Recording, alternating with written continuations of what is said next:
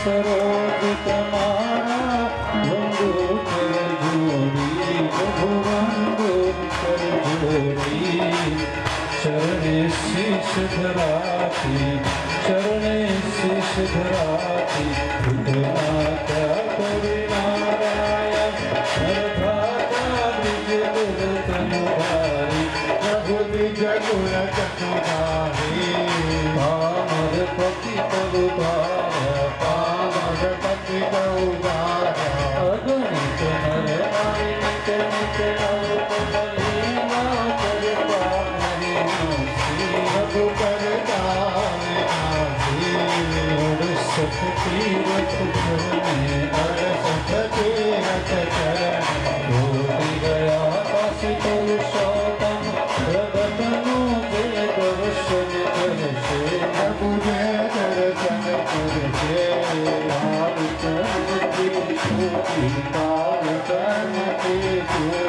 કુટુંબ સહિત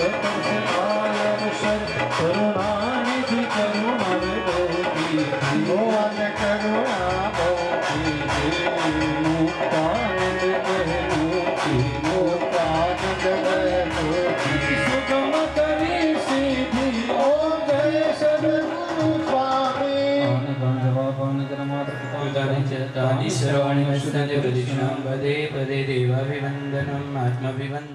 वर्णिवेशरमणीय दर्शनम मंदहासरुचिरान्नम्बुजम पूजितं सुरनरोत्तमैर्मुदा धर्मानंदनम हम विचिन्तये।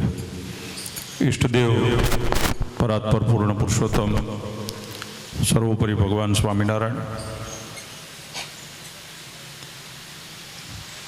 भगवान श्रीहरिनो वांग्मय स्वरूप श्रीमद भागवतजीना परम सानिध्यમાં परम पूज्य सनातन धर्म धुरंधर 1008 आचार्य महाराज श्री अजेंद्र प्रसाद जी महाराज श्री परम पूज्य भावी आचार्य 108 लालजी महाराज श्री नुगेंद्र प्रसाद जी महाराज श्री ने समस्त धर्मकुलना दिव्य रूढ़ा आशीर्वाद साथे अक्षर निवासी निकुंज ने मांडण बापा ने जीवा बापाना परिवारना दिव्य मोक्षार्थे श्री भरतभाई अने एमनो परिवार मुकेशभाई अने श्री जयराम बापा आ परिवार द्वारा भोगाणी परिवारना पितृओना मोक्षार्थे श्रीमद भागवत सप्ताहનું आयोजन आ भरतभाईनी कर्मभूमि अंकलेश्वर है એટલે કર્મભૂમિમાં શ્રીમદ ભાગવત સપ્તાહનું આયોજન જ્યારે થયું છે ત્યારે આપણી આ દિવ્ય કથાના વક્તા પરમ પૂજ્ય સદગુરુ શાસ્ત્રી સ્વામી છપૈયા પ્રકાશદાસજી, આપણી સભામાં ઉપસ્થિત પરમ પૂજ્ય કાકા સ્વામી ઈશ્વર સ્વામી, આપણા અંકલેશ્વર મંદિરના કોઠાશ્રી પાર્ષદવર્ય જનમંગલ ભગત અને આ બોગાણી પરિવારની સાથે ખૂબ હેતને નાતો છે એવા પાર્ષદવર્ય રમેશ ભગત, રાજુ ભગત, કીર્તિ ભગત, સંહિતા પાઠમાં બિરાજમાન સર્વે ભૂદેવશ્રીઓ, અમારા સંગીતજ્ઞ મિત્રો અને આપણે જેની છત્રછાયામાં બેઠા છીએ એવા આપણા લાડીલા ઘનશ્યામ મહારાજ. વાલા ભક્તજનો, ભગવાનની જ્યારે પૂર્ણ કૃપા થાય ત્યારે જીવનની અંદર આવા સત્કર્મો કરવાનો વિચાર આવે છે. વિચાર છે એ સૌથી મોટું સત્કર્મનું સાધન છે. ઘણા ટાઈમથી ભરતભાઈ વિચારતા હતા, સૌથી પહેલાં તો નક્કી નહોતું થતું ક્યાં કથા કરવી એમ. ચાણોદ કરવી છે, હરદ્વાર કરવી છે, શેડુભારમાં કરવી છે, પણ ઘનશ્યામ મહારાજનું આકર્ષણ વધારે ને વધારે રાજીપો અંકલેશ્વરના ઘનશ્યામ મહારાજનો થયો તો છેવટે આ સ્થાન નક્કી કરવામાં આવ્યું કે ભાઈ અંકલેશ્વરમાં આપણે કથા કરવી છે. અને અમારા ખૂબ હેતાળ અને માયાળુ આપણા પાર્ષદ જનમંગલ ભગત, જ્યારે જ્યારે છપૈયા સ્વામી હારે વાત થાય ત્યારે લગભગ હું જોડે જ હોઉં. બોગાણી પરિવારને આનંદ હોય ને એના કરતાં એમને વધારે હતો કે ઘનશ્યામ મહારાજને આંગણે આવી સરસ કથા થાય છે. એટલે વાલા ભક્તજનો, સૌથી પહેલાં તો સત્કર્મ કરવા માટે શાસ્ત્રમાં લખ્યું છે કે દૈવી સંપત્તિ જોઈએ. શ્રીમદ ભગવદ્ ગીતામાં લખ્યું છે દૈવી સંપત્ત વિમોક્ષાય આસુરી બંધનાય મતા. દૈવી સંપત્તિ મુક્તિનું કારણ બને, આસુરી સંપત્તિ બંધનનું કારણ બને. તાળું એની ચાવી એક જ હોય, એ જ ચાવીથી ખુલે, એ જ ચાવીથી બંધ થાય. એમાં આપણા સદવિચારો અને સદલક્ષ્મી હોય તો આવા સત્કર્મમાં કામ લાગે. નકર આ જગતમાં આપણે જોઈએ છે ઘણું કમાણા પછી પણ એ કમાણી માણસની જીરો થાય છે. આજે અહીંયા તો બે લાભ છે. એક તો બોઘાણી પરિવારના પિતૃઓના મોક્ષનો દિવ્ય સંકલ્પ છે. આ તો એમની દૈવી સંપત્તિ અને એની ભાવના છે એમ કહું. બાકી બોઘાણી પરિવારના પિતૃઓ છે એ ભગવાનના ધામમાં જ હોય. એના બે કારણ છે. એક તો ધર્મકુળનો આશરો, ભગવાન સ્વામિનારાયણનો આશરો, અને આ કુળની અંદર ભગવાન સ્વામિનારાયણે લખ્યું છે, શાસ્ત્રમાં લખાયું છે કે જે કુળમાં એક ભગવાનનો ભક્ત થાય ને એની 71 પંડિત તરી જાય. તો આ બોઘાણી પરિવારમાં તો કહું તો જયરામ બાપાના દીકરી કૈલાસબેન એમણે સાંખ્યોગ લીધો છે. ભાનુબેનના મંડળમાં રહીને ભગવાનનું ભજન કરે છે. બીજા પણ બહેનોના નામ પત્રિકામાં છે, મને બહુ યાદ નથી રહ્યા. કાજલબેન ને મીરાબેન ને એમનું આખું મંડળ, ઉર્વિશાબેન, ફૂલીબેન, આ ખાલી ભજન કરે ને ભજન, એનો ખાલી પડછાયો તમારાથી ઉપર ઉતરી જાય ને તોય તમારું ભૂંડું ન થાય. આ લોકોનું તપ એવું છે, એવું સાધન છે, એવી ભક્તિ છે. તમારે તો કુળમાં જેણે જન્મ લીધો છે, છતાંય આપણી દૈવી સંપત્તિના યોગે આવો સુંદર મજાનો અવસર થાય છે. અને બીજું શાસ્ત્રો અને સંતોનું વિધાન છે, જેના પિતૃઓ ભગવાનના ધામનું ગમન કરવા માટે તૈયાર થઈ ગયા હોય એમને જ આવો સંકલ્પ થાય. બાકી શુભ સંકલ્પ થતો જ નથી. જ્યાં સુધી એમને રખડવાનું લખ્યું હોય ત્યાં સુધી ભાગવતજીની કથા નક્કી થતી નથી. એટલે બોઘાણી પરિવારના પિતૃઓ, ખાસ કરીને અમારો બધાયનો લાડલો નિકુંજ, એમ કહેવાય કે સત્સંગની સાથે સાથે આ બોઘાણી પરિવારનું, ભરતભાઈનું અને આ પરિવારનું એક રતન હતું. પણ હવે ભગવાનની જ્યાં ઈચ્છા હોય એનાથી આગળ કંઈ થતું નથી. મને યાદ છે એ દિવસે હું ત્યાં શેડુભાર પણ ગયો હતો, જ્યારે ભાઈ નિકુંજ એનો અક્ષરવાસ થયો ત્યારે. ખાસ એમની સ્મૃતિ છે, પણ એ જીવ કેટલો બળવાન હશે. એમણે માંડણ બાપા અને ઝીણા બાપા અને ત્યાર પછીના જેટલા પિતૃઓ ગયા બધાને આમાં ભેગા કરી લીધા.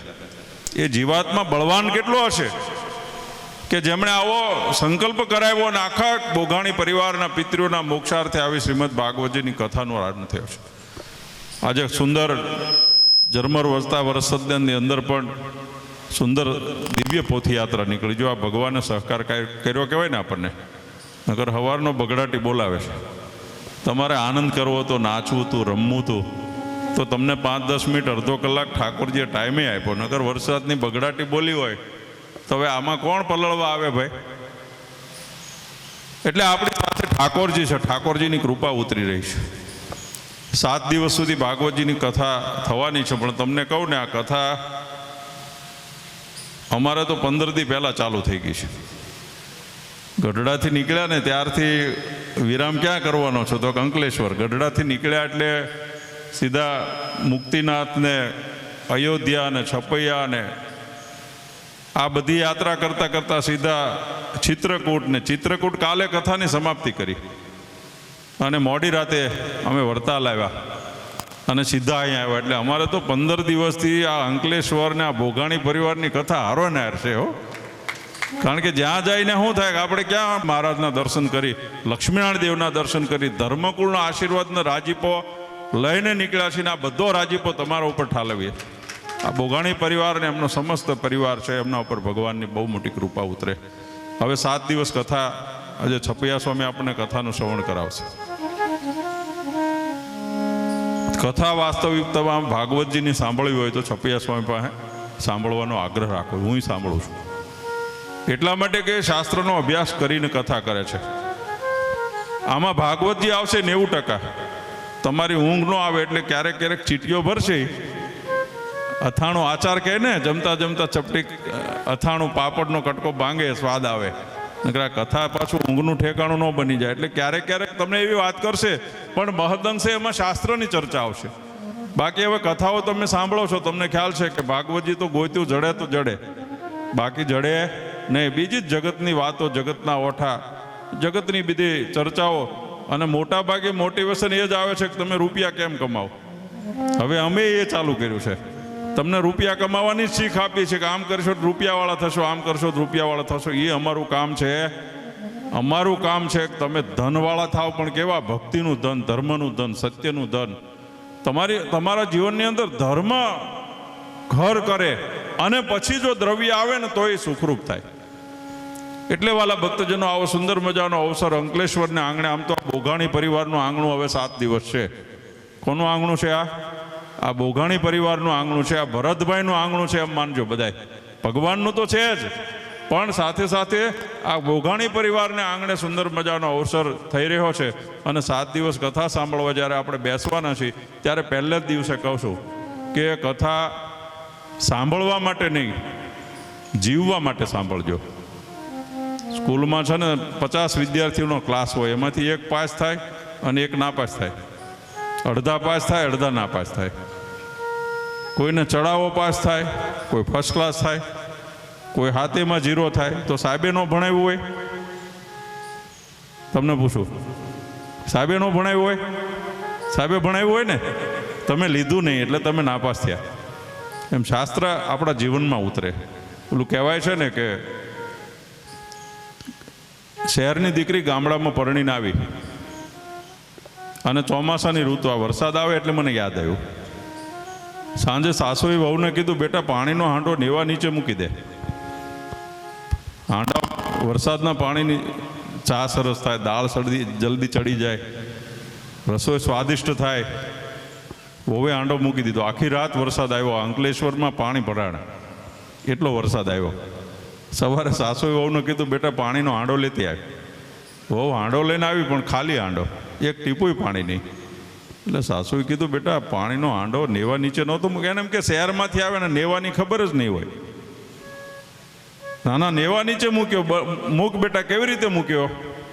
એટલે વહુએ જઈને હાંડો ઊંધો મૂક્યો. નેવા નીચે મૂક્યો પણ ઊંધો મૂક્યો. હવે ભરાય? આ 7 દિવસ ભાગવતજી રૂપી ગંગાનો વરસાદ વરસવાનો છે. બુદ્ધિના હાંડા ઊંડા મૂકીને બેસી જશો તો એક છાંટો અંદર નહીં ઉતરે. અહીંયા બુદ્ધિ ને મન છે, ચિત્ત છે, એને લગાવીને ભગવત કથાનું શ્રવણ કરજો. ભગવાનનો રાજીપો થશે. વિશેષ ટાઈમ નથી લેવો, આપણે કથા તરફ આગળ વધવું છે. પણ ખાસ કરીને ભરતભાઈનો અતિશય આગ્રહ હતો. મુકેશભાઈ તો દોડાદોડી કરતા જ હોય કે મારે એક આવું સત્કર્મ કરવું છે. એકવાર ભરતભાઈને એમના પરિવારને જોરદાર તાળીઓના નાદથી વધાવીએ. ભરતભાઈ છે, ભાઈ નિકુંજના માતુશ્રી છે, ભાઈ શ્રી ભરતભાઈના માતુશ્રી છે. આ બધાને પરિવારને તો આનંદ હોય જ, પણ સાથે સાથે આ અંકલેશ્વર ધર્મકુળ આશ્રિત સત્સંગ મંડળ, જેટલો બોઘાણી પરિવારને આનંદ છે ને, એમની બહેનો દીકરીઓને, એના વેવાયેલાને જેટલો આનંદ હશે ને, હું એમ કહું છું એનાથી વધારે આ અંકલેશ્વર ધર્મકુળ આશ્રિત સત્સંગ સમાજને આનંદ છે. કારણ કે આપણે ભગવાનને આંગણે આવો સુંદર મજાનો અવસર ઉજવાય છે. એટલે ભરતભાઈને, જયરામ બાપાને, એમના સરસ પરિવારને એકવાર તાળીઓના નાદથી આપણે વધાવશું. સર્વે સંતો પાર્ષદો વતી ભગવાન શ્રી હરિ ગોપીનાથજી મહારાજના ચરણોમાં, લક્ષ્મીનારાયણ દેવ હરિકૃષ્ણ મહારાજના ચરણોમાં, ઘનશ્યામ મહારાજના ચરણોમાં પ્રાર્થના કરું, તમે જે ભાવથી, જે હેતુથી આ કથાનો સત્કર્મનો પ્રારંભ કરી રહ્યા છો, એ સત્કર્મનો સિદ્ધ થાય. બોઘાણી પરિવારના સમસ્ત પિતૃઓ ભગવાન શ્રી હરિના ચરણમાં બેઠા બેઠા આનંદ માણે, અને ત્યાં બેઠા બેઠા બોઘાણી પરિવારના આશીર્વાદના વધામણા કરે એવી ભગવાન શ્રી હરિના ચરણોમાં પ્રાર્થના કરી મારા શબ્દોને વિરામ આપો. અસ્તુ. જય સ્વામિનારાયણ. બોલો ગોપીનાથજી મહારાજની.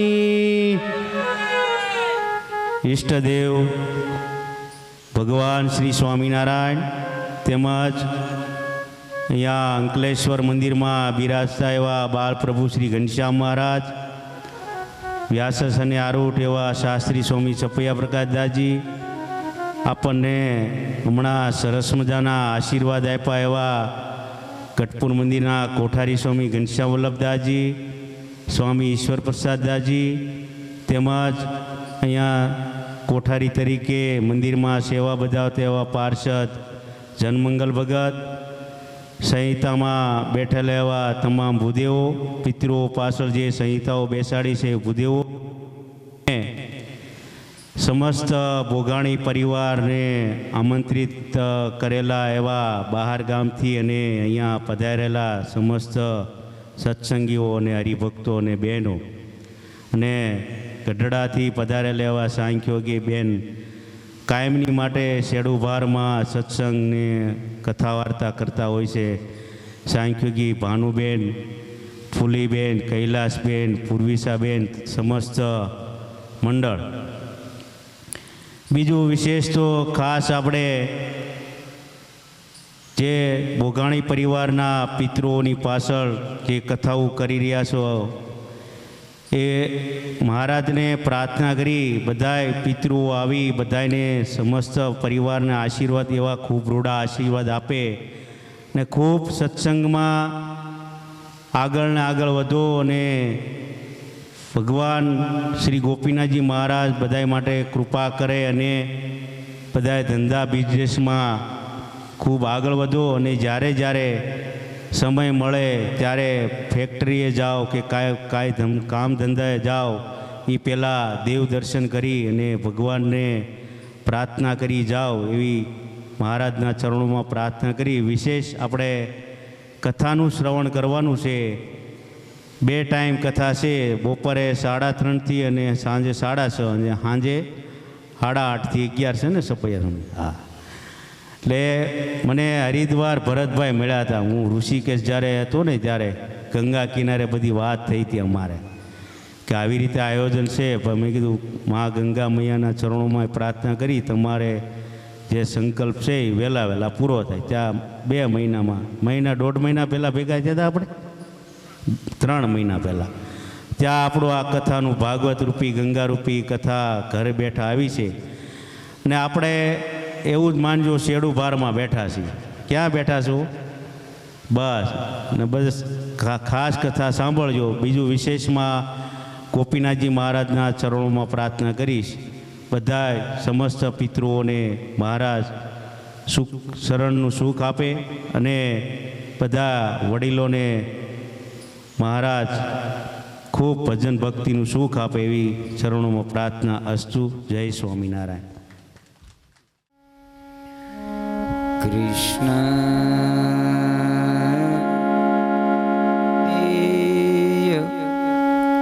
પદપંકજ પંજરાંતે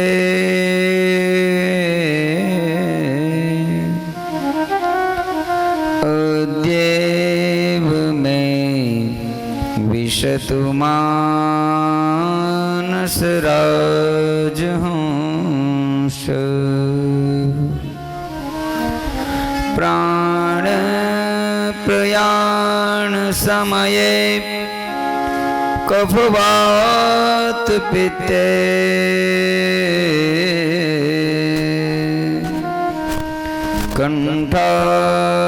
કંઠાવિરોધન વિદો સ્મરણં કૃતસ્તે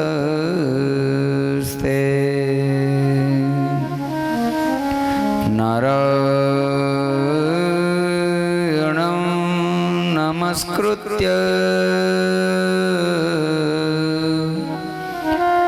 નરંશ્ચૈવ નરોત્તમં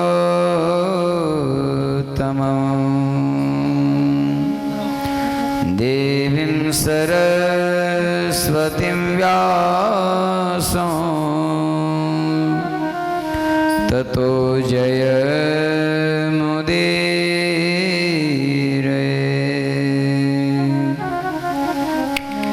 શ્રૂયતાં દેવદેવેશ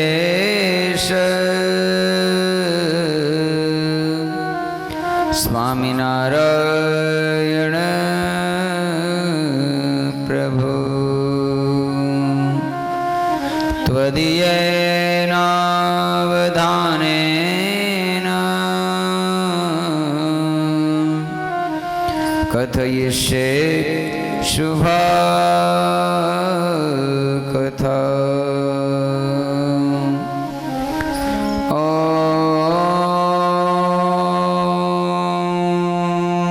તારીણે શ્રી સ્વામિનારાયણાય નમો નમઃ. શ્રી હરિકૃષ્ણાય ઘનશ્યામા નીલકંઠાય શ્રી સહજાનંદ સ્વામીને નમો નમઃ. બોલો સ્વામિનારાયણ ભગવાન કી જય. શ્રી ગોપીનાથજી મહારાજ કી જય. બાલ સ્વરૂપ ઘનશ્યામ મહારાજ કી જય. શ્રી બાલકૃષ્ણલાલ કી જય. શ્રી રામચંદ્ર ભગવાન કી જય. શ્રી વિઘ્ન વિનાયક દેવ કી જય. શ્રી કષ્ટભંજન દેવ કી જય.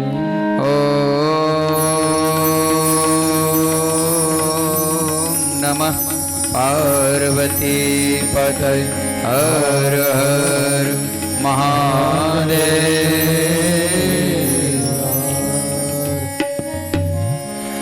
હે પૂર્ણ પુરુષોત્તમ પ્રભુ પરબ્રહ્મ જય સર્વોપરી.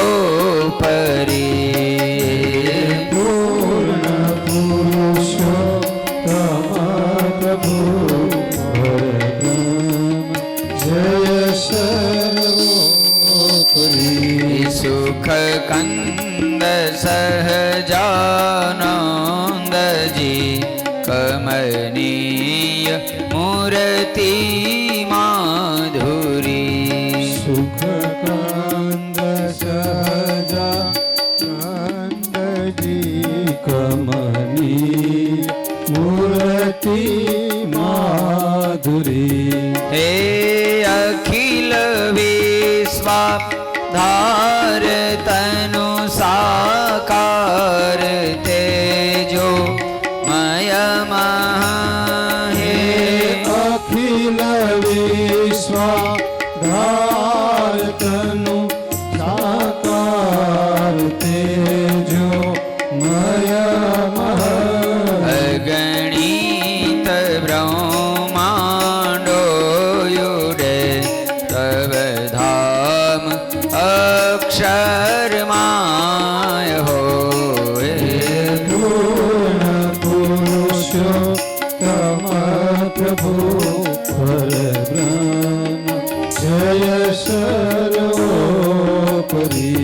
છે સકલ વિભૂતિ દિવ્ય શક્તિ આપમાંથી ઉતરી છે. સકલ વિભૂતિ દિવ્ય શક્તિ આપમાંથી ઉતરી. અવતારો લઈ અવની વિશે સધર્મની ગ્લાની સમે. પૂર્ણ પુરુષોત્તમ પ્રભુ પરબ્રહ્મ જય સર્વોપરી. નિજ ભક્ત કારણ રૂપ બહુ બહુ ધારીને વિચરો તમે. નિજ ભક્ત કારણ રૂપ બહુ બહુધારીને વિચરો તમે.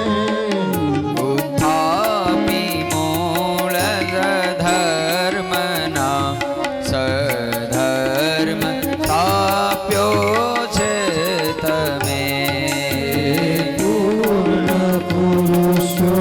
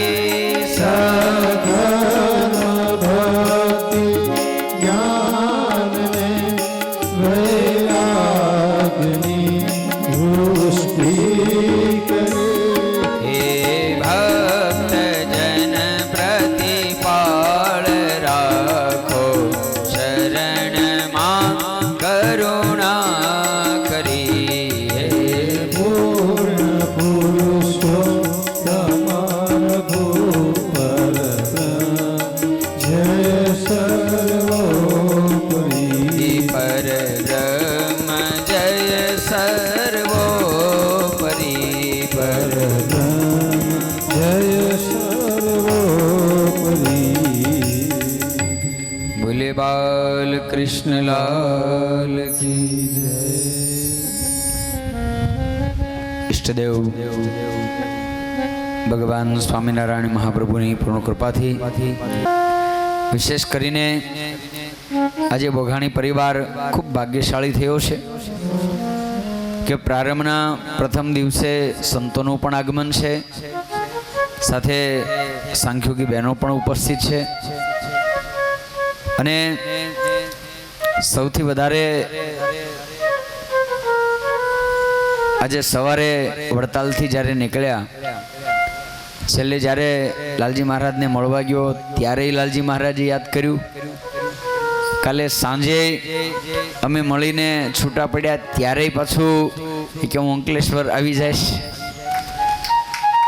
અત્યારમાં સવારે નીકળતા કહેવા ગયો કે અમે નીકળીએ છીએ, તો ત્યારે પાછું એમણે યાદ કર્યું કે હું 28 સાંજે એકાદશીએ આવીશ, આપણે પાછા મળીશું. એટલે એ પણ સતત આપણને યાદ કરી રહ્યા છે. એ જ આપણું મોટું સદભાગ્ય છે. જો આપણે તો ઝાઝા છીએ એટલે આપણે એમને યાદ કરીએ, સમજી શકાય છે, પણ એમનો જે આપણા ઉપર રાજીપો છે ને એનાથી વધારે કહું કે જ્યારે ભરતભાઈએ પ્રસંગો માટે ચર્ચા ચાલતી હતી, જ્યારે અહીંયાનું નક્કી થયું ને જ્યારે લાલજી મહારાજને વાત કરી તો એ સમયે લાલજી મહારાજ એટલા રાજી થયા અને સુરત જતા રસ્તામાં અહીંયા મળ્યા અને ત્યારે અહીંયા થોડી વાર પડાવ કર્યો.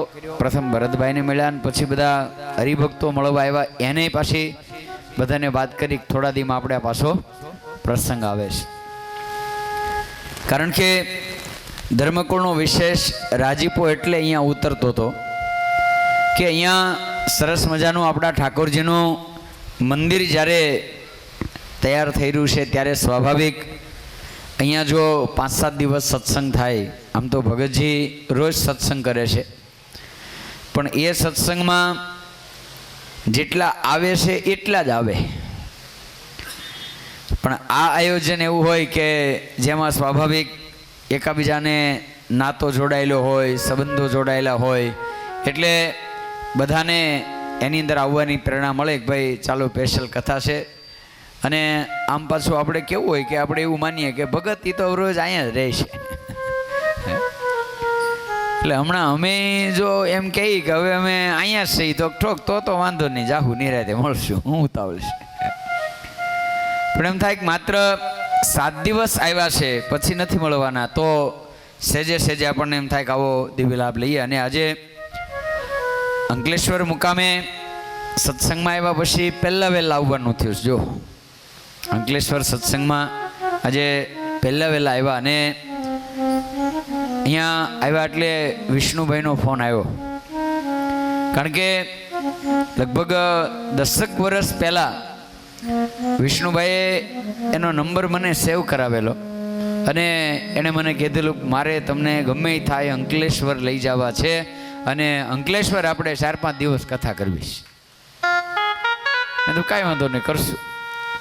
પણ આજે એણે પાછું યાદ અપાવ્યું કે વર્ષોનો મારો સંકલ્પ હતો, પણ કે પછી મારે જ અમેરિકા જવાનું થઈ ગયું, એટલે એ કે એના કારણે જે મારા સંકલ્પની પૂર્તિ ન થઈ. પણ આજે મને એ કે બહુ આનંદ થયો કે આજે એમ કહેવાય કે અંકલેશ્વરમાં આ સત્સંગનું સુંદર આયોજન થયું, પણ કે હું નહીં લાભ લઈ કોઈ એનું હું કે.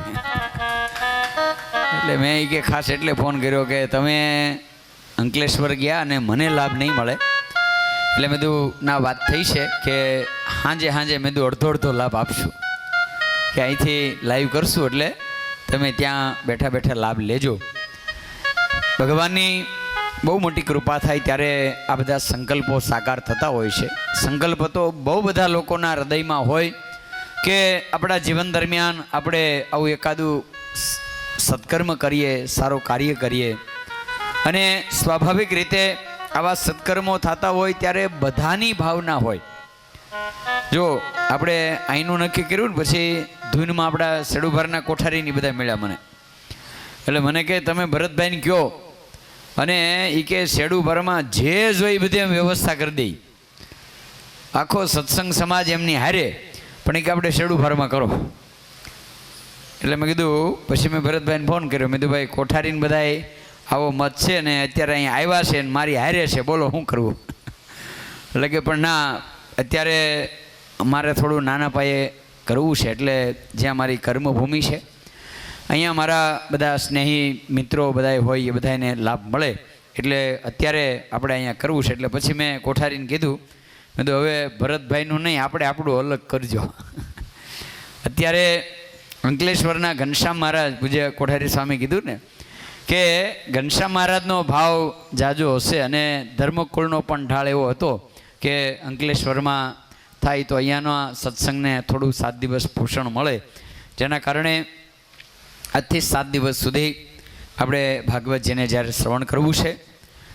સમસ્ત બોઘાણી પરિવારના જે બી પિતૃઓ છે એ તમામ પિતૃઓને આપણે પ્રારંભે પ્રાર્થના કરીએ કે તમામ પિતૃઓ નામી કદાચ આપણને યાદ હોય ને આપણે નામ લખ્યા હોય, અને ઘણા બધા એવા પિતૃઓ કદાચ આપણને નામ પણ યાદ ન હોય, અને આ બોઘાણી પરિવારના જે બી પિતૃ હોય એ સમસ્ત પિતૃઓને આજે આપણે આમંત્રણ આપીએ છીએ કે અહીંયા પધારે અને 7 દિવસ સુધી આપણા ભાગવત જ્ઞાન યજ્ઞ એનો દિવ્ય લાભ લઈ અને રાજી થઈ અને આ બોઘાણી સમસ્ત પરિવારના ઉપર પિતૃઓ એમનો રાજીપો વરસાવે.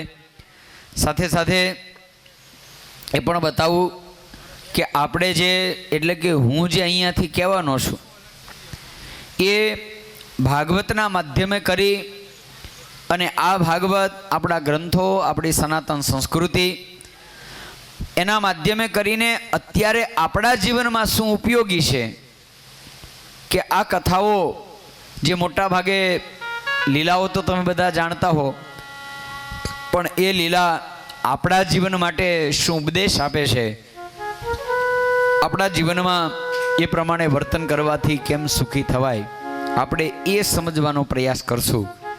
અને નિયમ અનુસાર આપણા જે પિતૃઓ છે એને જે આપણે ફળ દેવાનું છે એ આપણા આચાર્ય ભૂદેવો જે વાંચન કરશે 18,000 શ્લોક સંપૂર્ણ એક સંસ્કૃતના શ્લોકોનું વાંચન કરી અને ભૂદેવો જે વાંચન કરશે એનું જે સમસ્ત ફળ છે એ આપણા પિતૃઓને પ્રાપ્ત થશે.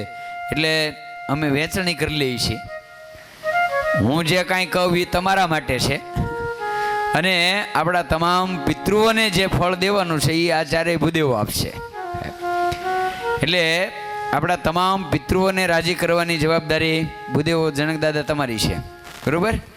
જનકદાદા છે, અમિતભાઈ છે, પ્રદીપભાઈ ને આશુતોષભાઈ, ચારેય ભૂદેવો એ તમામ શ્લોકોનું વાંચન કરી સાથે સાથે આપણે 2 in 1 લાભ છે. ખાલી શાસ્ત્ર વાંચન નથી કરતા, હારોહાર પૂજા કરાવે છે અને બધો જ આપણને દિવ્ય લાભ મળે છે. એટલે આવી રીતના ભૂદેવો મળવા કઠિન છે. નકર તો એ કે ભાઈ એ ભરતભાઈ અમને નહીં ફાવો, અમે ખાલી વાંચી દેવું, પૂજા માટે કોઈક જુદા બ્રાહ્મણ બોલાવો. પણ આપણને એક સાથે બંને લાભ જ્યારે વિદ્વાન ભૂદેવો મળ્યા છે એ જ આપણું મોટું સદભાગ્ય છે. કારણ કે અત્યારે જે પ્રકારની પરિસ્થિતિ છે, હવે સંસ્કૃત શ્લોકને વાંચી શકે આવા ભૂદેવો ગોતવા કઠિન થઈ ગયું છે. કારણ કે હવે આવા પ્રસંગો જ ધીરે ધીરે બંધ થવા મળ્યા, એટલે ભૂદેવોને આના આધારે જે રહે તો રોટલા વગેરેના રહે એમ છે. એટલે એને હવે બીજું કાંઈ કામ ધંધો કર્યા સિવાય બીજો વિકલ્પ નથી વધ્યો. એટલે એના કારણે મોટા ભાગે તમે જોશો તો આજે સંસ્કૃત પાઠશાળાઓ, એના અભ્યાસો આ બધું ધીરે ધીરે બંધ થવા મળ્યું છે. અને જો આમનામ ચાલશે તો ભવિષ્યમાં પરિસ્થિતિ થાય કે તમારા છોકરાને પૌર્ણાવા ટાણે ગોરદાદા નહીં જડે. એટલે હું તો એ કહીશ કે પવિત્ર ભૂદેવો જ્યારે મળે ત્યારે એમની શુશ્રૂષા અને એમનો રાજીપો મેળવવાનો પ્રયાસ કરજો. ભાગવતજીની કથાનું જ્યારે શ્રવણ કરવું છે ત્યારે સૌથી પ્રથમ ભાગવતના પ્રારંભમાં ભાગવતજીનો મહિમા બતાવવામાં આવ્યો છે. કારણ કે સનાતન સંસ્કૃતિની એક પરંપરા છે કે કોઈ પણ કાર્યનો જ્યારે પ્રારંભ કરીએ ત્યારે સૌથી પ્રથમ એ વસ્તુનું મહત્વ સમજવું પડે. જગતનું કોઈ પણ પદાર્થ હોય એનું મૂલ્યાંકન એના મહત્વના આધારે રહેલું છે. જો પદાર્થ મહત્વનું નથી એની કિંમત મહત્વની હોય છે. જો ઘણીવાર વસ્તુ એની જ હોય પણ એના ભાવ પડી જાય તો, એની કિંમત ઓછી થઈ જાય તો તમે નહીં સાચવો. માની લો કે અત્યારે તમને કોઈ 1000ની ને 2000ની નોટનું બંડલ આપે તો હાચવીને ખિસ્સામાં મૂકી દો ને.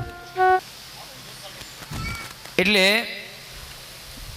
આપણને ખબર છે કે હવે કદાચ કોઈ 2000ની કે 1000ની નોટનું કોઈ એમ કે હાલે બંડલ, આના બદલામાં આ કામ કરી દે, તો તમે કહી દો કે ભાઈ રાખ તારી પા, મારે એ નથી જોતા.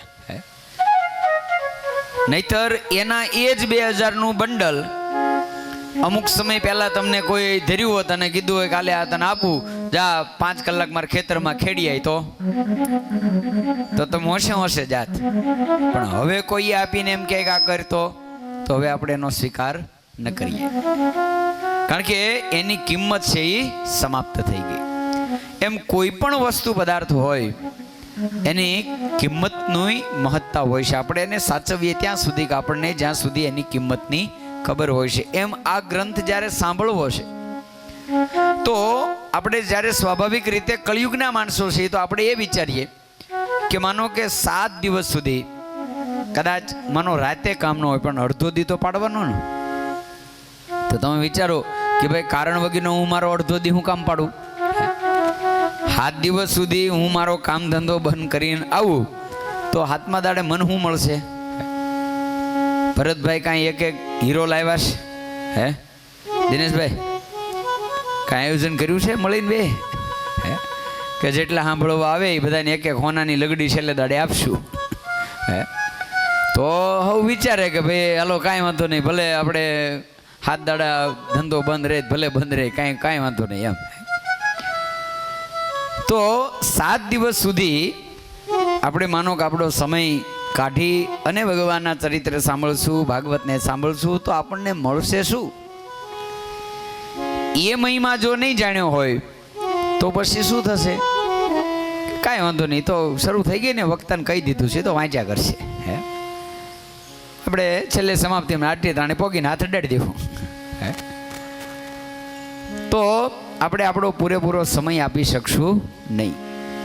એટલે આપણી સનાતન સંસ્કૃતિની પરંપરા દરેક ગ્રંથ તમે ખોલો તો એના પ્રારંભે એનો મહિમા લખવામાં આવ્યો છે.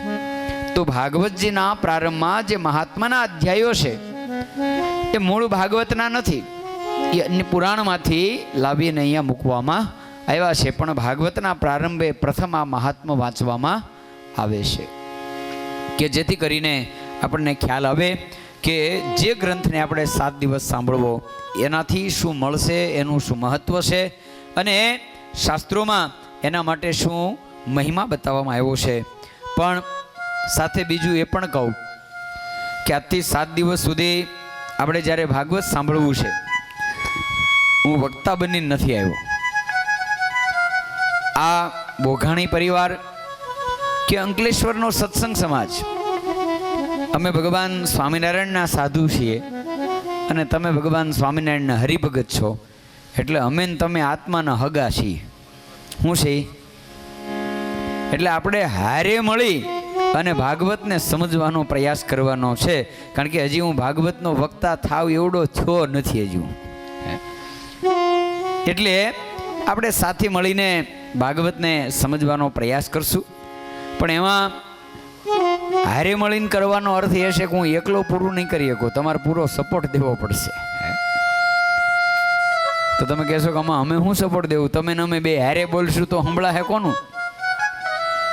તો તમારે વિશેષ કરીને મને એટલો સપોર્ટ દેવાનો આવશે કે જ્યાં જ્યાં શ્લોક આવે, કાંઈ ગાવાનું આવે, કાંઈ કીર્તન આવે, એટલી ઘડી તમારા ઘરેથી હાથ લઈ આવવાના. પછી પાછા મૂકી આવજો, તેજુરી મૂકી દેજો, પણ જ્યારે ગાવાનું આવે એટલી ઘડી હાથ હારે રાખવા. અને એ સમય એમ કહેવાય કે હારે હારે તાલની સાથે સાથે તાળીનો નાદ આપવો. તો તમને થશે કે અમારી પાસે તાળી પડાવીને તમારું શું કામ છે? પણ એના 2 કારણ છે. પહેલું કારણ તો એ છે કે એક તો આપણે બપોર પછી અને રાતની કથા છે.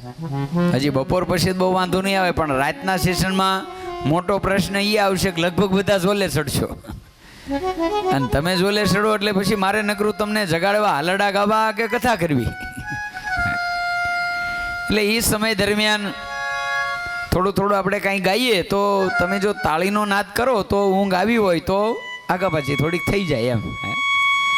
અને બીજો લાભ એ થાય કે તાલિકાનો ધ્વનિ કરો તો આપણા શાસ્ત્રો અનુસાર, અને હવે આજનું વિજ્ઞાન પણ સ્વીકારે છે, જેને એક્યુપ્રેશર સિસ્ટમ કહેવામાં આવે છે, તો તમે તાલિકાનો ધ્વનિ કરો તો એના દ્વારા આપણી તમામ નસો એમાં લોહીનું પરિભ્રમણ બરોબર સારી રીતે થાય.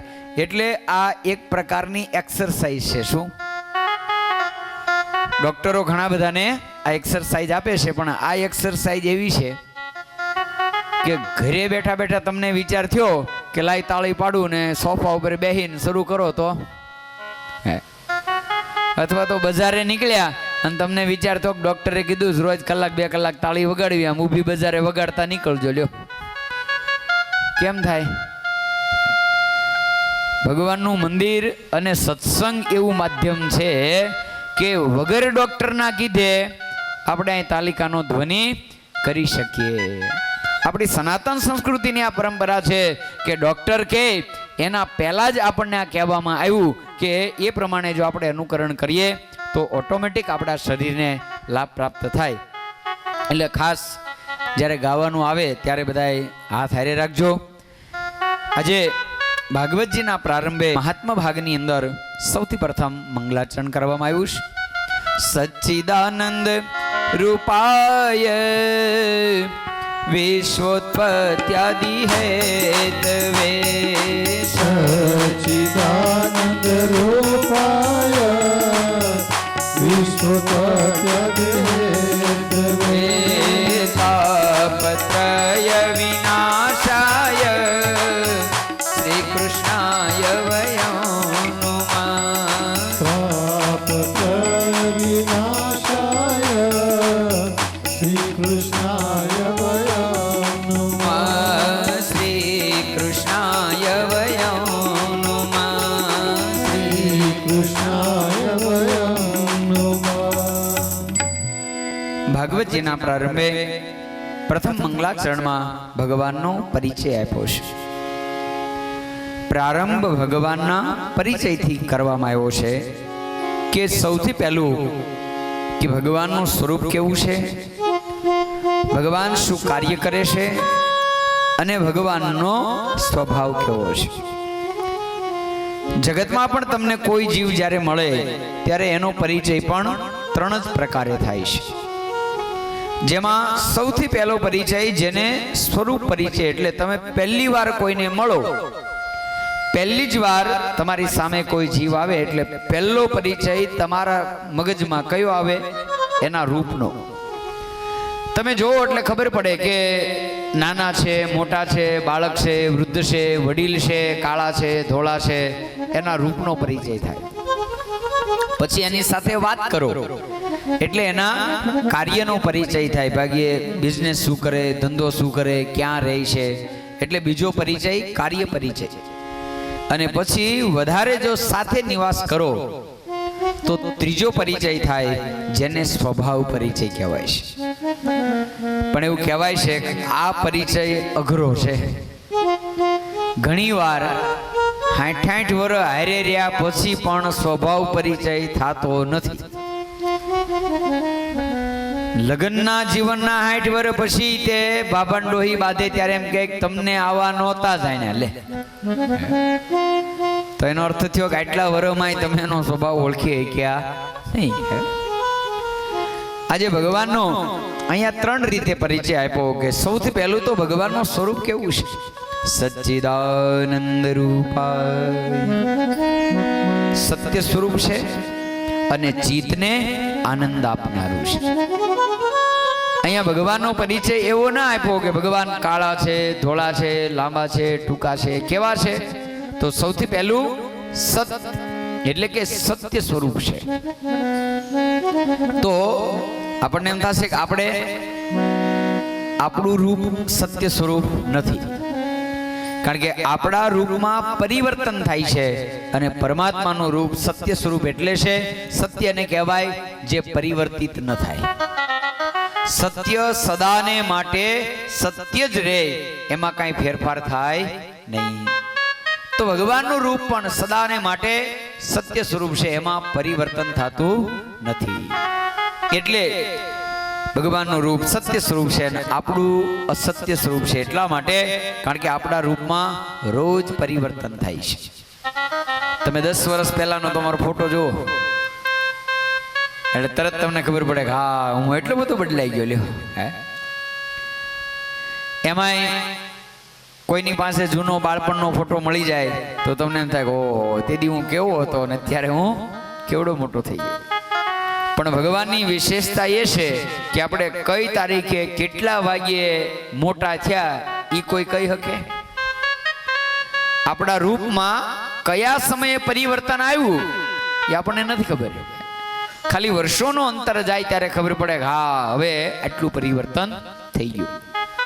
અને બીજું ભગવાનનું લક્ષણ બતાવ્યું. એક તો ભગવાન સત્ય સ્વરૂપ છે અને બીજું ભગવાનનું રૂપ કેવું છે તો કે ચિત્તને આનંદ આપનારું છે. જેના દર્શન કરવાથી હૃદયને આનંદ થાય આવું ભગવાનનું રૂપ છે.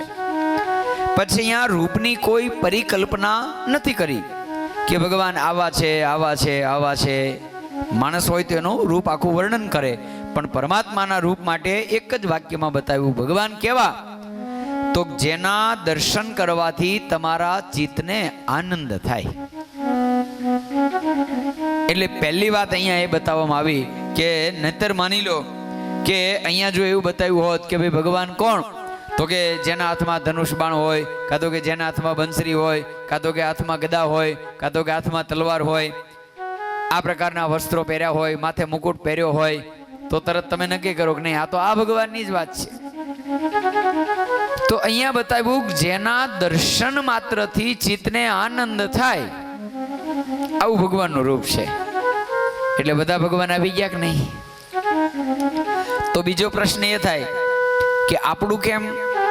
તો આપણું એવું છે કે આપણા દર્શનમાં બધાને આનંદ ન થાય. જો તમે કોઈને મળો તો જેને તમારી અરે હેત છે એ રાજી થાય, પણ જેને તમારે અરે વાંધો છે એ હામો મળે કે આ ક્યાં ભટકાણો અત્યારે એ મોઢું બગાડે. તો આપણું રૂપ એવું છે કે જેનાથી બધાને રાજીપો થતો નથી, પણ પરમાત્માનું રૂપ એક એવું છે કે જે ગમે ને એના દર્શન થાય તો તમામને રાજીપો થાય. આવું પરમાત્માનું સ્વરૂપ છે. એટલે પ્રથમ સ્વરૂપનો પરિચય આપી અને પછી ભગવાનના કાર્યનો પરિચય આપતા કીધું ભગવાન કાર્ય શું કરે. એટલે ભગવાન બિઝનેસ શું કરે, ભગવાન ધંધો શું કરે. તમે જેમ અહીંયા બધા અલગ અલગ ધંધો બિઝનેસ કરો, કોઈ GIDમાં છે, કોઈ નોકરી કરતા હશે, તો કોઈ ખેતી કરતા હશે, કોઈ ક્યાંય અલગ અલગ નોકરી કરતા હશો, તો તમે તમારું બધાનું કાર્ય થયું. તો ભગવાન શું કરે છે તો એ પરિચય આપવામાં આવ્યો. વિશ્વોત્પત્યાદિ હેતવે, આ સમગ્ર જે વિશ્વ છે એની ઉત્પત્તિ, એનું પાલન અને એનો નાશ આ ભગવાનનો બિઝનેસ છે. લ્યો, આ સમગ્ર સૃષ્ટિની ઉત્પત્તિ કરવી, એનું પાલન કરવું અને અંતે એનો નાશ કરવો આ ભગવાનનું કાર્ય છે. અને પછી અઘરામ અઘરો પરિચય એટલે કે સ્વભાવ પરિચય, એ પરિચય આપતા લખવામાં આવ્યું ભગવાનનો સ્વભાવ કેવો છે. તાપત્રય વિનાશાય શ્રી કૃષ્ણાય વયમ નમઃ. જેને વંદન કરવા માત્રથી જીવાત્માના 3 તાપનો નાશ કરી દે આવો દયાળુ પરમાત્માનો સ્વભાવ છે. આ સાંભળ્યા પછી પહેલો પ્રશ્ન એ થશે કે આપણે તો રોજ ભગવાનને વંદન કરીએ છીએ, કાયમ મંદિરે આવીએ છીએ, કાયમ ભગવાનને પગે લાગીએ છીએ, પણ છતાંય તમને પૂછવામાં આવે કે ભાઈ તમારા 3 તાપનો નાશ થયો. તો હવે આમાં 3 તાપ એટલે ક્યાં? આ જગતની અંદર દરેક જીવાત્માને માત્ર 3 જ પ્રકારના દુઃખ છે, ચોથું કોઈ દુઃખ નથી. કયા 3 દુઃખ? જેને 3 તાપ કહેવામાં આવે છે, જેને 3 દુઃખ કહેવાય. ગુજરાતી કરો તો 3 દુઃખ. કયા? આધિ, વ્યાધિ અને ઉપાધિ. હવે આધિ, વ્યાધિ ને ઉપાધિ, પાછું આધિ એટલે શું? બોલો જેને ખબર હોય. જો બીજું એક ચોખવટ કરી દઉં કે હું થોડા પ્રશ્નો પૂછીશ.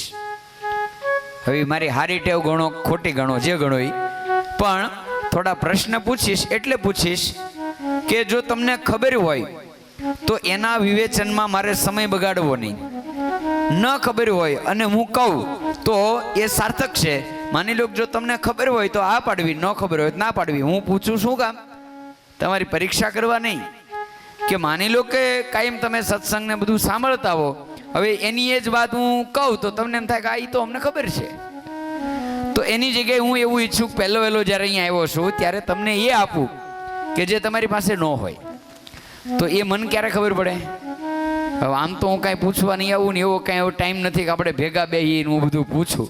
એટલે અહીંયા આપણો પરિવાર જ છે. મેં ચોખવટ કરીને કે આપણે વક્તા થઈને નથી આવ્યા, આપણે હારે મળીને ભાગવત સમજવું છે. તો હું જાહેરમાં પૂછી લઉં અને તમે હા ના પાડી દેજો. બરોબર?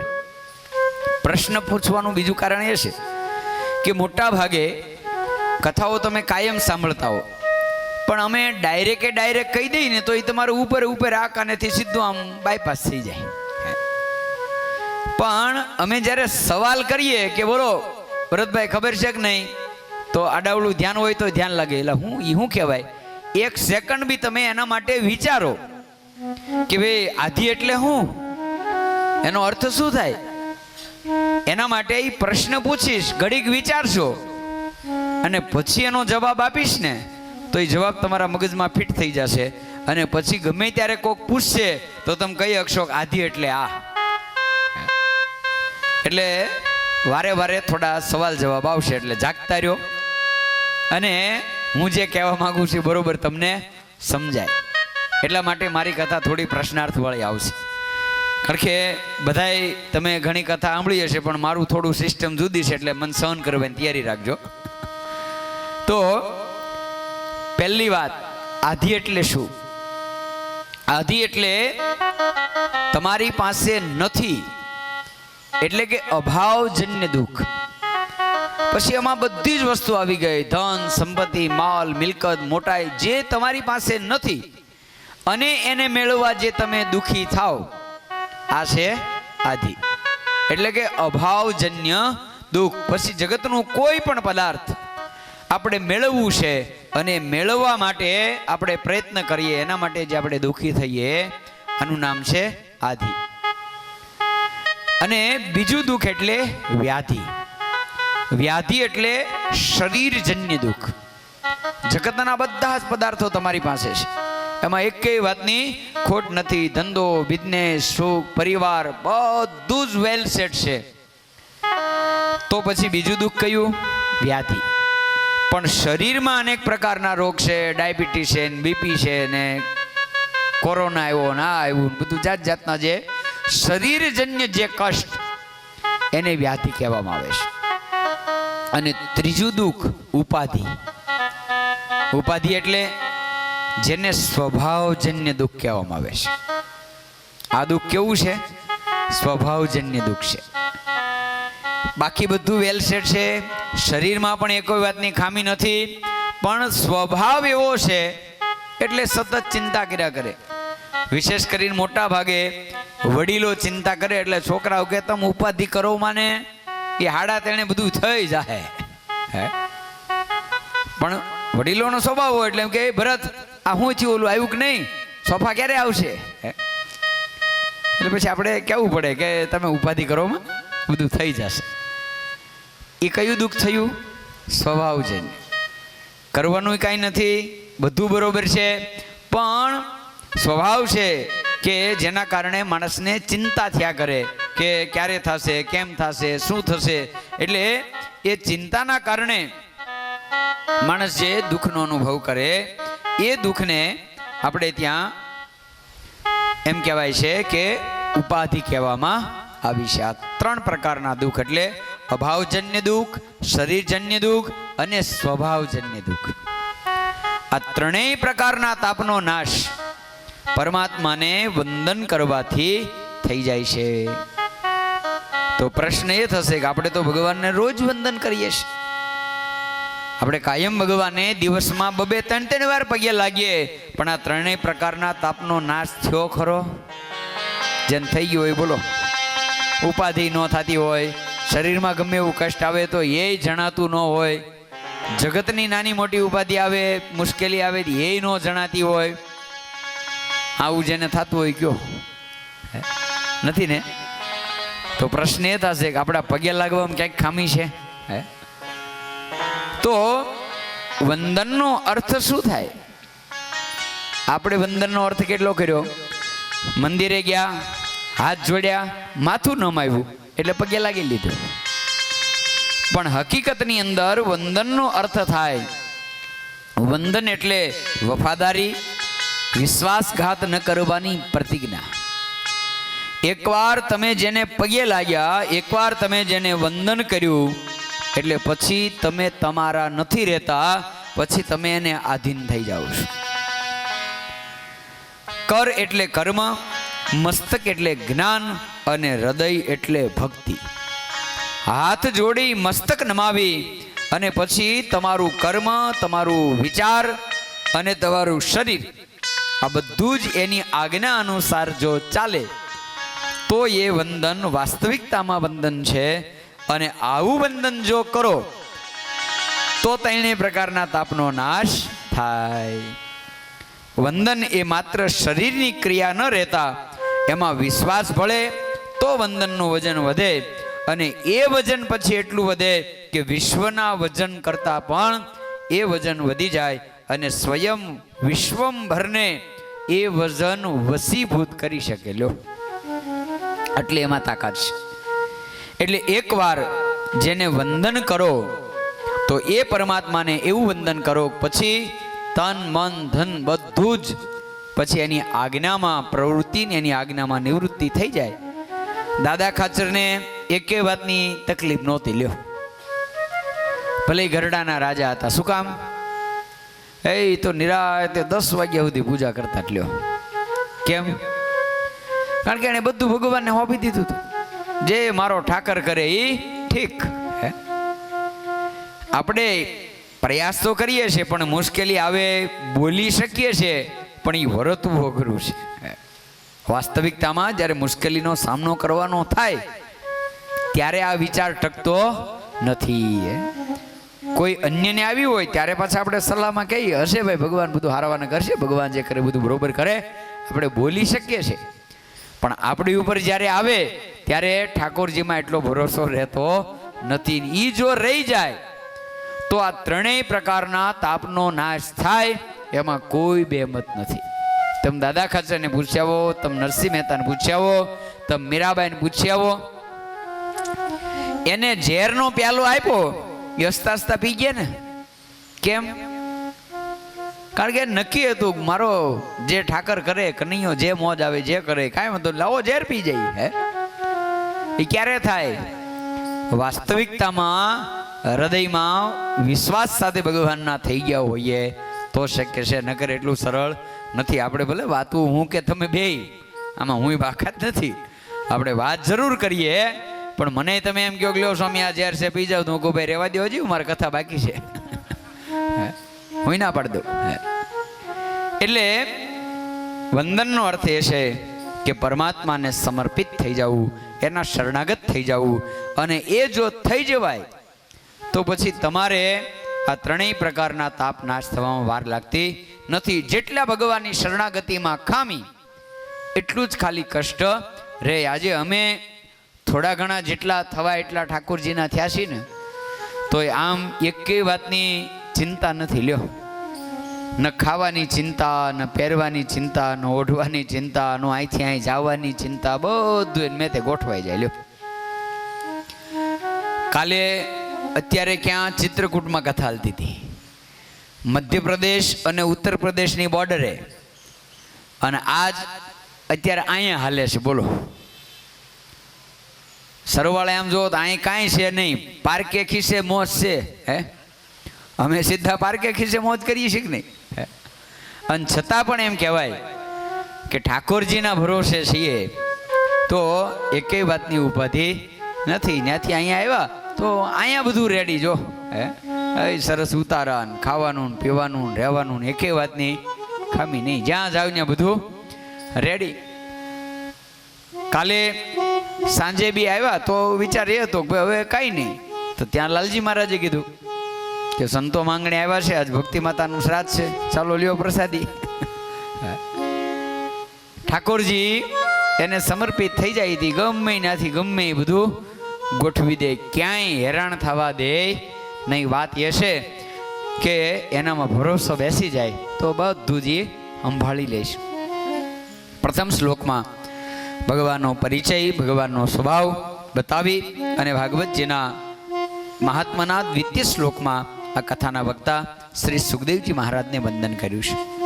યમ પ્રવ્રજંતમનુપેતમપેત કૃત્યમ દ્વૈપાયનો વિરહ કાતર આજુહાવ પુત્રેતિ તન્મયતયા તર્વોબિનેદુ સ્તમ સર્વભૂત હૃદયમ મુનિમાનતોસ્મિ. ભગવાન વેદવ્યાસજીના પુત્ર શ્રી સુખદેવજી મહારાજને વંદન કરતા લખવામાં આવ્યું, જેમનો જન્મ થતા જ જે સુખદેવજી મહારાજ જંગલમાં ભાગવા લાગ્યા અને એ સમયે વ્યાસજી પાછળ પડ્યા અને પુકારવા લાગ્યા, હે પુત્ર, હે પુત્ર. અને એ સમયે જેમણે વૃક્ષમાં રહીને પોતાના પિતાજીને જવાબ આપ્યો કે હે પિતાજી, હું ક્યાં જન્મનો તમારો દીકરો છું, કારણ કે આ જીવે તો અનેક જન્મો લીધા છે, કર્માનું બંધે આ સમયે મેં તમારા થકી જન્મ લીધો, પણ આ જીવે તો અનેક જન્મ લીધા છે. તો જે વૃક્ષમાં રહીને જવાબ આપી શકે આવા સર્વભૂત હૃદય આવા સુખદેવજી મહારાજને વંદન કરી અને પછી ભાગવતજીના મહાત્માનો પ્રારંભ થાય છે. નૈમિષે સુતમાસીન મભિવાદ્ય મહામતી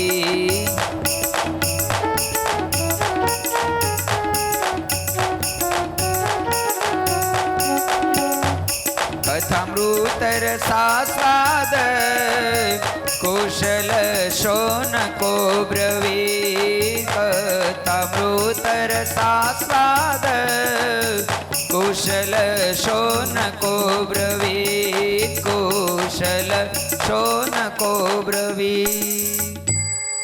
નૈમિષારણ્ય ક્ષેત્રમાં જે ભગવાન સ્વામિનારાયણે પણ જેની બાબત બતાવી કે નૈમિષારણ્ય ક્ષેત્ર કોને કહેવાય, તો જ્યાં મનની વિચારધારા શાંત થાય. અને કળિયુગના પ્રારંભમાં તમામ ઋષિ મુનિઓએ જઈ અને બ્રહ્માજીને પ્રાર્થના કરી કે મહારાજ, હવે કળિયુગનો પ્રારંભ થાય છે, તો કળિયુગની અંદર તો જીવાત્માની બુદ્ધિ સ્થિર નહીં રહે, માટે મહારાજ અમને એવી જગ્યા બતાવો કે જ્યાં અમારી મતિ સ્થિર રહે અને જ્યાં બેસી અને અમે આ કથાનું શ્રવણ કરી શકીએ, આવી જગ્યા બતાવો. અને એ સમયે બ્રહ્માજીએ એક ચક્ર આપ્યું અને જે ચક્ર એના માટે બ્રહ્માજીએ કીધું આની ધારા જ્યાં કુંઠિત થાય એ જગ્યાને તમે નૈમિષારણ્ય ક્ષેત્ર જાણી અને ત્યાં ભગવત કથા કરજો. અને તમામ ઋષિઓ એ ચક્રની સાથે ચાલતા અત્યારે જેને નૈમિષારણ્ય તીર્થ કહેવામાં આવે છે. એ જગ્યાએ ઉત્તર પ્રદેશની અંદર ઉત્તર પ્રદેશની અંદર જે નૈમિષારણ્ય તીર્થ આવ્યું, જ્યાં ગયા વર્ષે અમે પારાયણ કરી હતી નૈમિષારણ્ય તીર્થમાં, જે જગ્યાએ 88,000 ઋષિઓ એ એકત્રિત થયા છે અને ત્યાં એ સમયે શુદ્ધજી પધાર્યા છે અને શૌનક આદિ તમામ મહર્ષિઓએ શુદ્ધજીની આગળ સુંદર પ્રશ્ન પૂછ્યો છે. જો અહીંયા શુદ્ધજી એ નામ નથી, શુદ્ધજી છે ને એ નામ નથી, એ ઉપાધિ છે. જે આ કથાનો જે પ્રારંભ કર્યો એ શુદ્ધજીનું નામ ઉગ્ર શ્રવા છે. જેમ આપણે માનો કોઈ પણ કથા કરતા હોય તો મોટા ભાગે આપણે એને શું કહીએ, વક્તા કહીએ, પણ પાછું વક્તાનું મહા નામ હોય ને.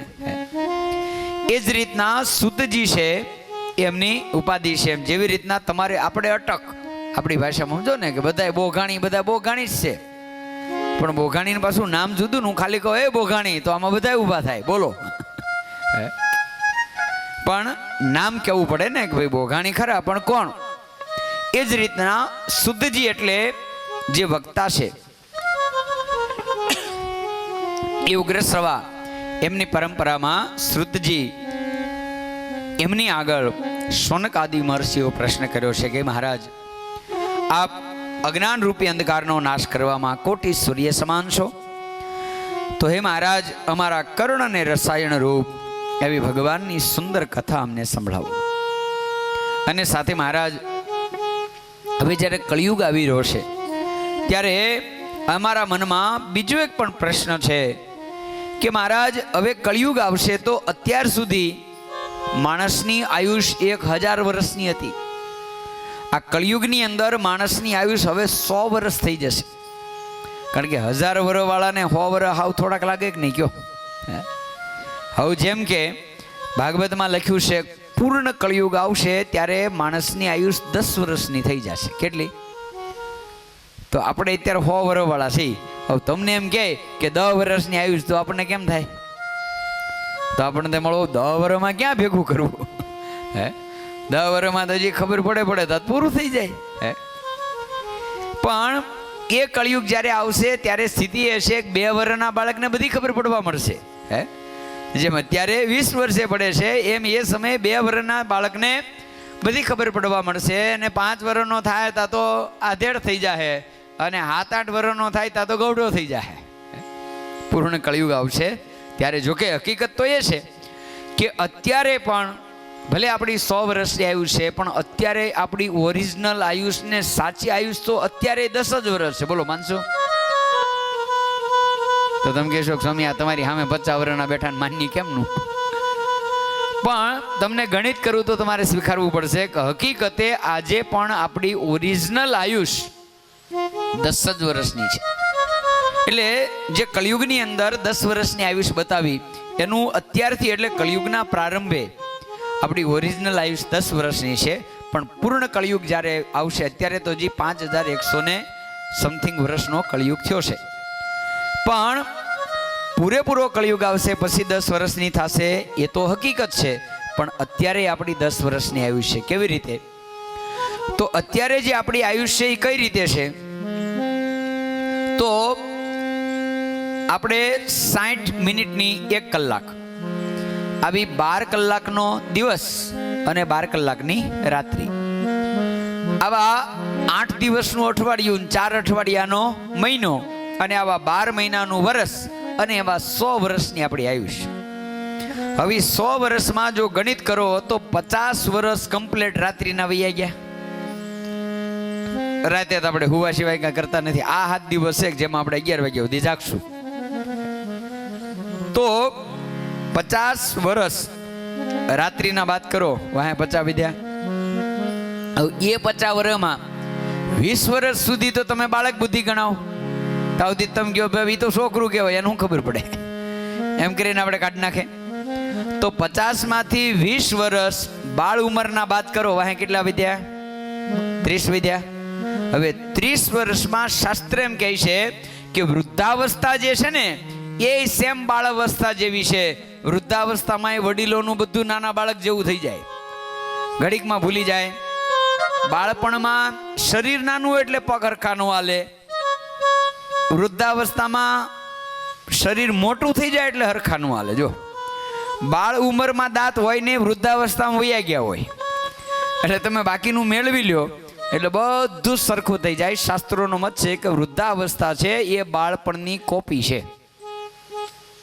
તો વૃદ્ધાવસ્થાના પણ 20 વર્ષ બાદ કરી નાખો, કેટલા વિદ્યા? એટલે આપણી ઓરિજિનલ આયુષ આજે પણ 10 વર્ષની છે. હવે એ 10 વર્ષમાં આપણે નક્કી કરવાનું છે શું કરવું. ભગવાનને રાજી કરવા, સત્સંગ કરવો, રૂપિયા ભેગા કરવા, બંગલા બનાવવા, શું કરવું, જે કરવાનું હોય સરવાળે આપણી પાસે સાચા 10 વર્ષ છે. 10 વર્ષમાં આપણે બધું કરવાનું છે. એટલે અહીંયા સોનકજીએ પ્રશ્ન એ કર્યો કે મહારાજ, કળિયુગના આટલી ટૂંકી આયુષ, તો આટલી ટૂંકી આયુષમાં એ ભગવાનને મેળવશે કેમ? માટે મહારાજ, અમારો પહેલો પ્રશ્ન એ છે કે કળિયુગની અંદર ભગવાનને મેળવવાનું સૌથી શ્રેષ્ઠ અને પાછું સૌથી સરળ હોય એવું સાધન દેખાડો. હવે શક્ય છે? કાં તો શ્રેષ્ઠ હોય અને કાં સરળ હોય. હવે તમે શાકભાજીની રેકડીએ જાઓ અને ત્યાં મોટો જબર ભીંડાનો ઢગલો હોય કે કેરીનો ઢગલો હોય, હવે એને એમ કહો કે સારામાં સારી કેરી દે પણ પાછી સસ્તામાં સસ્તી હોય દે, તો ઓલો કે ભાઈ હારી હારી આ જો જુદી કાઢી છે પણ એ તને આ ભાવે ન મળે. એને આમ જુદી જુદી કાઢી રાખી હોય, થોડીક દબાઈ ગઈ હોય, કાંઈક નાનો મોટો સાંધો પડી ગયો હોય તો એવી જુદી કાઢી હોય, અને તમે એમ કહો કે સારી દે પણ પાછી સસ્તી દે, તો ઓલો કે કા હારી મળે અને કા સસ્તી મળે. બોલ્યા સસ્તી લેવી તો આ છે, હારી લેવી હોય તો આ છે. પણ અહીંયા સોનકજીએ પ્રશ્ન કેવો કર્યો કે કળિયુગમાં ભગવાનને મેળવવાનું સાધન સરળ અને પાછું સૌથી શ્રેષ્ઠ હોય ઈ બતાવો. કારણ કે આપણે બધા એવું જ ઈચ્છીએ, જો ખરીદી કરવા જાય ત્યારે એવું જ ઈચ્છીએ કે મને સસ્તામાં સસ્તું મળે અને પાછું હારામાં હારું મળે. શક્ય ભલે નથી તોય બધા તમે દુકાનમાં કરો એટલે મહેનત આપણે બધા ઈ જ કરીએ. જો જાણીએ છીએ બધા કે આ બે ભેગું ન થાય, છતાંય આપણે બધા પ્રયત્નો કરીએ છીએ. એટલે સોનકજીને ખબર જ હતી કળિયુગનો માણસ આ જ છે. એટલે એને આપણા માટે આ પ્રશ્ન કર્યો કે ભગવાનને મેળવવાનું શ્રેષ્ઠ સાધન હોય અને પાછું બિલકુલ સરળ હોય આવું સાધન અમને બતાવો. ને એ સમયે સુજી બોલ્યા, એ તસ્માદ પરમ કિંચિત મનસુદ્ય ન વિદ્યતે જન્માંતરે ભવેત પુણ્યમ તદા ભાગવતમ લભે. હે ઋષિઓ, બધી રીતે જો વિચારો તો કળિયુગની અંદર ભગવાનને મેળવવા માટેનું શ્રેષ્ઠ કોઈ સાધન હોય તો પોતાના મનને શુદ્ધ કરી અને પછી ભાગવતની કથા સાંભળવી એ ભગવાનને મેળવવા માટેનું સરળ અને શ્રેષ્ઠ સાધન છે. લ્યો, અને તમે જો કે બાકીનું સાધનો જે રહ્યા ભગવાનને મેળવવાના બાકીના સાધનો છે એ કેવા કઠિન છે. તમને એમ કે ચાલો માસોપવાસ કરવાનો તો તમે કહો પગ્યા લાગી ભાઈ એ રહેવા દો. તમને એમ કે લવણ વગરનું ખાવાનું, મીઠા વગરનું ખાવાનું, તો તમે કહો ભાઈ એ નહીં મેળવે. અચ્છા, એક પગ્યા ઉભા રહીને 51 માળા કરવાની એ રહેવા દો. રોજ 501 દંડવત કરવાના તો એ રહેવા દો. કાંઈ વાંધો નહીં, 1 મહિનો રોજ 10-10 કલાક અગ્નિદેવની સામે હોમી બેસીને અગ્નિ હોમ કરવાનો, યજ્ઞ કરવાનો, એ રહેવા દો. બધા સાધન કઠિન છે ને, પણ ભગવાનની કથા કેટલી સરળ છે. પંખા મૂક્યા, હેઠે પાછા ગાડલા નાખ્યા, અને કદાચ પગ નો વળે તો સોફાન ખુરશી હોત મૂકી. બોલો, એકે વાતની તકલીફ ન થવી જોઈએ. તો આનાથી સરળ બીજું શું હોય કયો? હે સરસ મજાની હવા આવે, સરસ ગાડલા હોય, દંડલોકના ગાડલા કહેવાય ને, ક્યાં કહેવાય? એ સરસ ગાડલે બેસી અને એમાંય વળી પાછી ઈચ્છા થાય તો સાંભળીએ, નકર ઊભા થઈને હાલતા. મોજ આવે ને એમ થાય કે ઠાકી ગયા તો આથી હાલતા. પગ દુખે તો આમથી આમ આપણે ફેરવી શકીએ, આગા પાછા થઈ શકીએ. શાસ્ત્રોએ તો છૂટ આપી કે કદાચ તમારા શરીરમાં કષ્ટ છે તો તમે સૂતા સૂતા પણ ભગવાનની કથા સાંભળી શકો છો. પણ એ કષ્ટ હોય તો હાજા હારા માટે નથી, એમ નકર તમારા બધા લાંબા થાવ પાછા. તો કથા એટલી સરળ છે કે સરળતાથી સાંભળી શકાય છે, પણ એને શ્રેષ્ઠ પાછી બતાવી. શા માટે? કારણ કે ભગવાન સ્વામિનારાયણ પણ બતાવ્યું કે જેને કથા વાર્તામાં રુચિ નથી તો સમજવું કે એનામાં ક્યારેય રૂડા ગુણ આવે નહીં.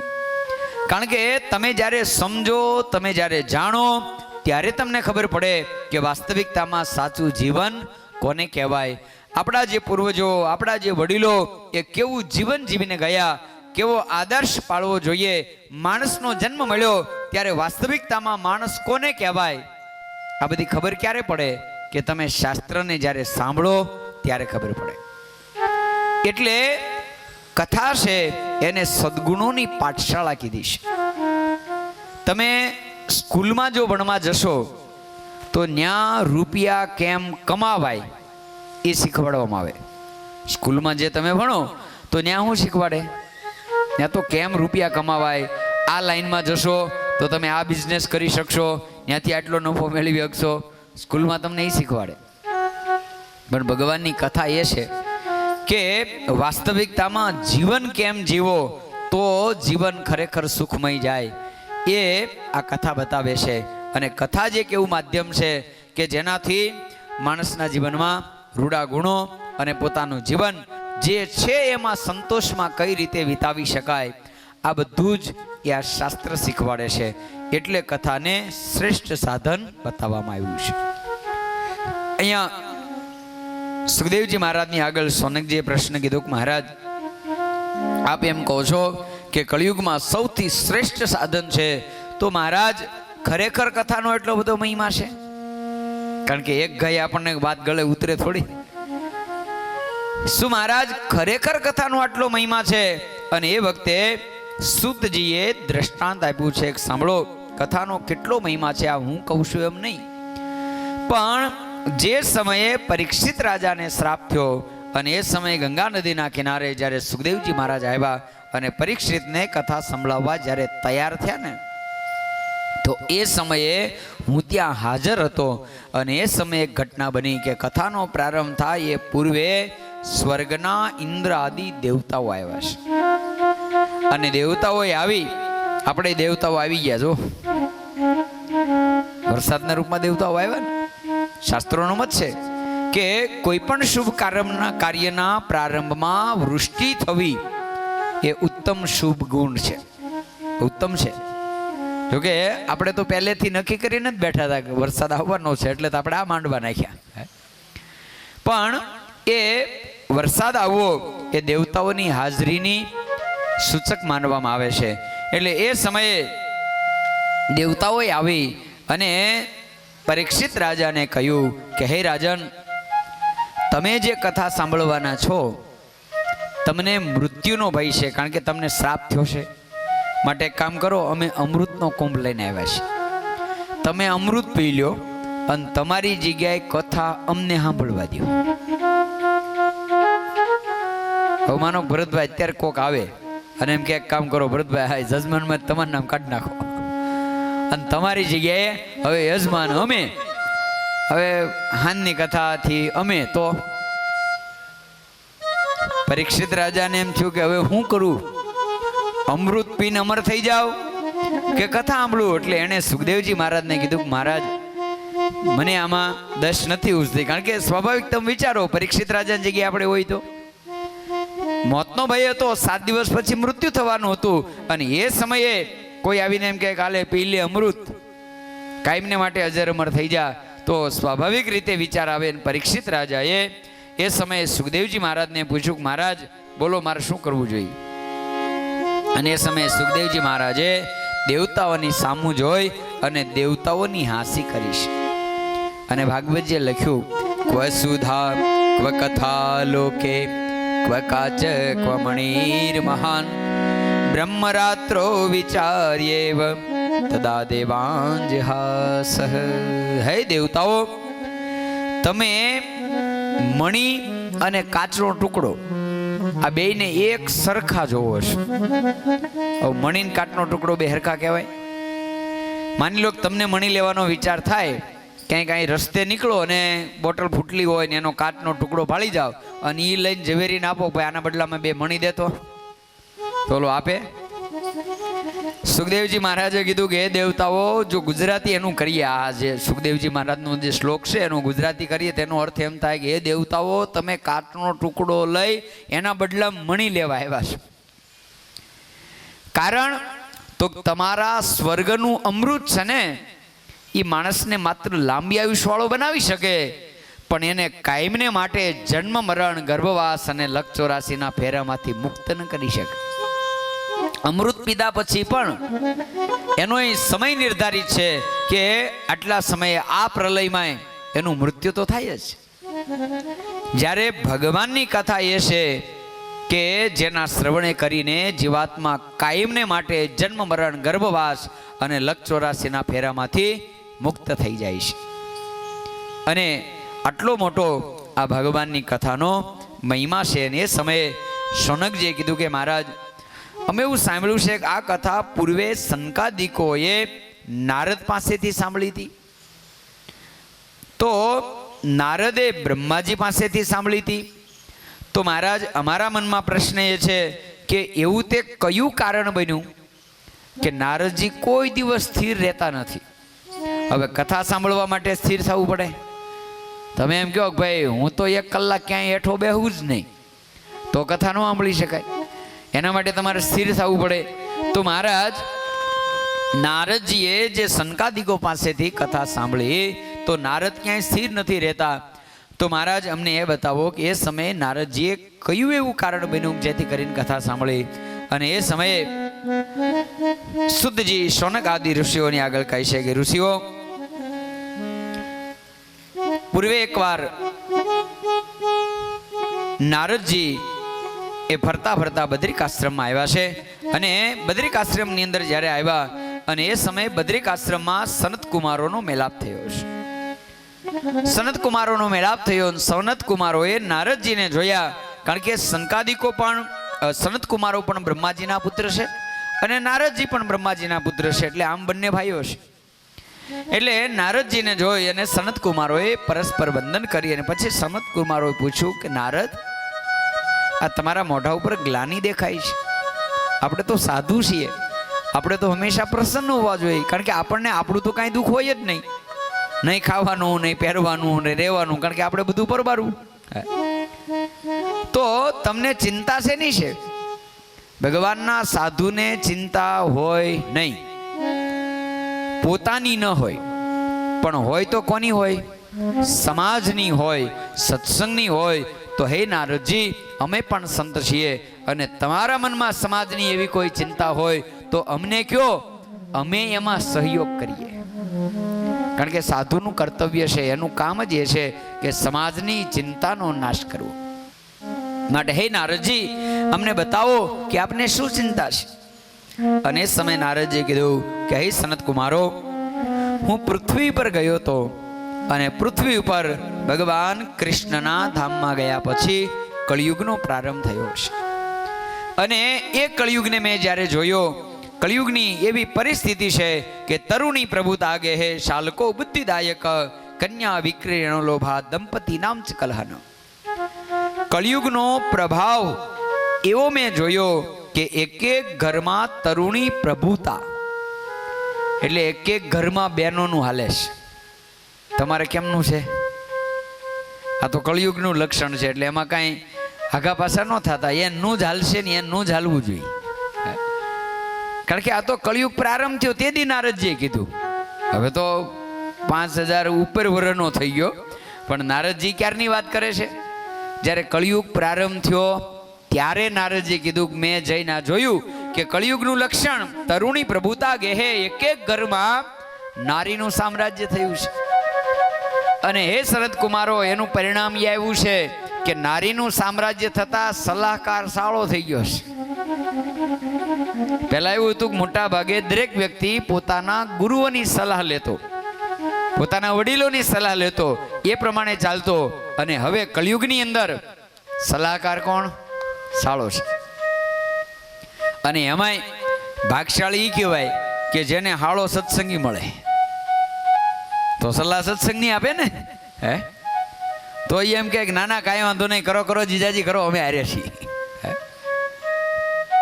મંદિરે જાઓ, સત્સંગ કરો, કાંઈ સારું કામ કરો, સત્કર્મ કરો.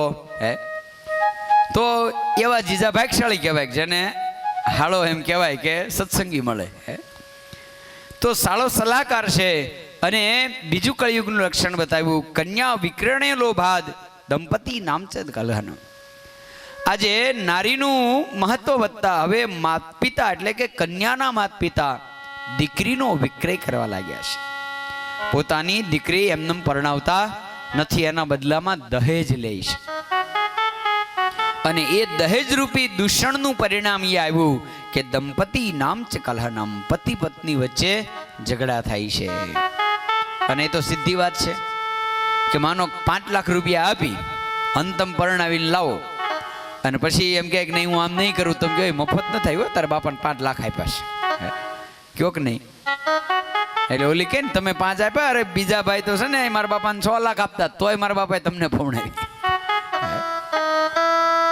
તો સીધી વાત છે કે દહેજની અંદર ઝઘડો થાય. જો કે દહેજ એ સૌથી મોટું દૂષણ છે. પણ છતાંય કળિયુગ છે એટલે હજી ચાલે છે. ભલે સત્સંગ હોય, ધર્મમાં માનતા હોય તે લોકો દહેજ ન લે, પણ છતાંય જગતની અંદર તો બધે ચાલે જ છે. જો ઘણા બધા વિસ્તારો એવા છે કે જ્યાં લગ્ન કરવા હોય તો એમ કે પહેલા 15 લાખ ભેગા કરો પછી લગ્નનો વિચાર કરવાનો. એ પહેલા નહીં, છોકરીને બાપાને પહેલા 15 ચૂકવી દો પછી વેવિશાળ થાય, એ પહેલા મેળ હવે નહીં. પણ છતાં એમ કહેવાય કે આ જગતની કામનાઓ, જગતનો રહજ એવો છે કે ઘણા બધા અત્યારે અમે જાણીએ છીએ, હજી લોકો એમાંથી મુક્ત નથી થતા. અમે કહીએ પણ મુક્ત નથી થતા. પછી અમે જુવાનિયાને કહીએ કેમ છે, જો કે ઈચ્છા તો છે પણ હવે ભેગા નથી થતા.